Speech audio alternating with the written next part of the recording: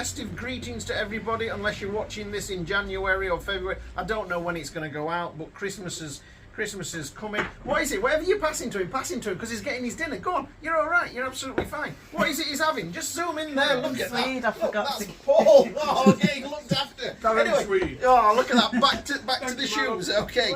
So Paul's having a Christmas dinner for his dinner. Anyway, we've got a pair of Lokes here, and the customer is telling us that every time he walks, it flexes across the Vamp, and that Vamp flexes and drops down and touches his foot, and it's driving him mad, and he can't wear them, and he's going to give up on the shoes. And he said, what can you do? Well, the shoe is probably a little bit too big for him. There's too much volume there, and his foot, there's a gap between his foot and the top of the shoe, and when it flexes, it drops down, it touches his foot, and it can be quite hard. And all we're doing is we need to soften that leather. You can't do much about it, but soften that leather. So look here, this is what we've got here. Look, we've got the shoe here, and this is the spray, shoe stretcher spray. It softens the leather, and it really does. You can't spray it on and leave it though. You have to spray it on and wear the shoe or manipulate it. This is a big tub of it that we use on our stretcher, and we're going to spray it on there like that, and we're just going to knead that leather. So just give over, stop bothering my customer, you bugger. Just soften that leather there. Look, give it some of this. Just, oh, you nasty thing. Just leave his foot alone, will you?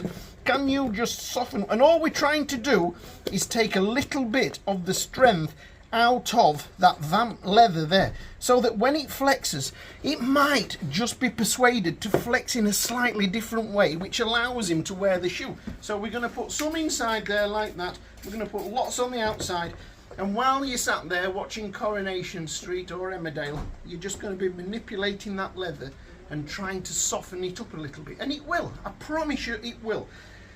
What else can you do? Well, you can put an insole in and try and take up a bit of the room, so your foot is already supporting the Vamp a little bit and stopping it coming down.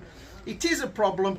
We do have it now and again with a few customers, and I promise you this stuff is great. Inside the shoe, outside the shoe, manipulate it a little bit and then drown it in it, and then wear the shoe and see what happens.